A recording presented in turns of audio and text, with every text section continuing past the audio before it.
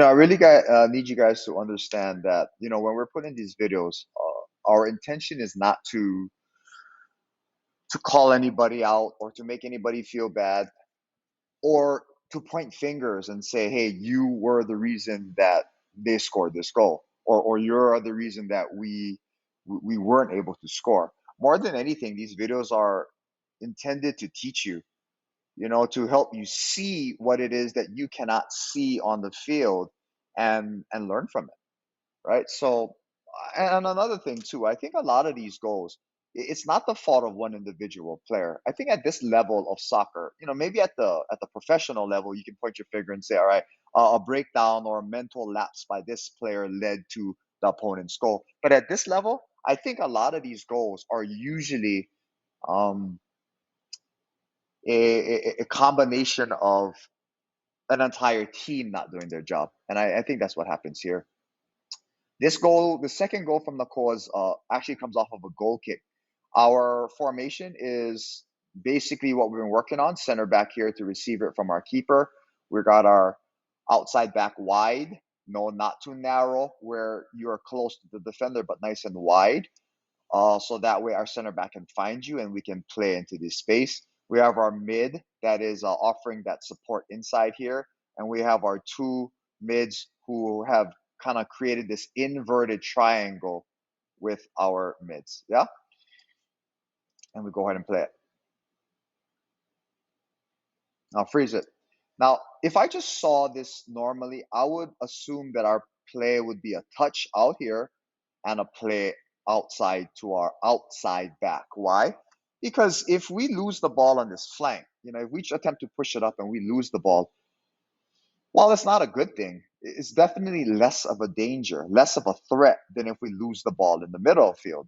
The allure, the beauty of playing the ball in the middle to our mid here is that once again, it's the shortest distance between our goal and their goal. So if we're trying to move the ball up the field quickly, we want to get the ball to our mid. And that's what we try to do. Now imagine if this pass was accurate, right?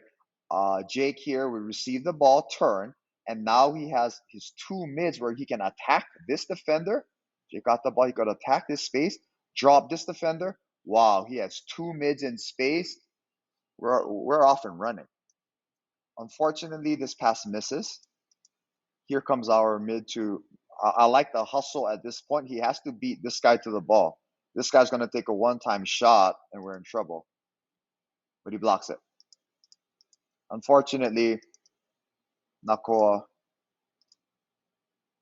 is able to escape. All right, and take a look at this. Before the games, I plead with the boys. 95% of the game, you don't have the ball at your feet. So when you don't have the ball at your feet, please look around. Please do not watch the ball, right? What I want you to do is to turn your heads, check your shoulder, and find the dangerous players, find the dangerous runs and the dangerous spaces that they can get into, right? Don't stare at the ball, but that's actually what we do. Take a look at how we're moving. We're just kind of walking. Now, we do realize that, uh-oh, this guy's in space. Could we have made a break sooner? Once we're about to lose the ball here, there's no reason for our outside backs to be so wide, right? What we want to do is we want to sprint back inside and create that four-man wall, so to speak, where we will not let the other team go between us, but we'll let them go around us. We don't want to leave these huge gaps between the defenders, but we're kind of walking. See that? Excuse me. Right? We're kind of late to show up there. But it's a good hustle. Forces our Nakoa to make a pass. Take a look at this. All of our mids are in this area, and we lose track of this guy. So ball actually. What I like to see our players do more is block. Stick out your finger to block. We're just kind of running up into them. Take a look at this. Not the best pass. I think we could have blocked it or to deflect it. Comes up and scores. And that's why mids also, we tell you to stay connected. We're so worried about the forwards that we lose track of their mids. When we have the ball, can our mids get into this space?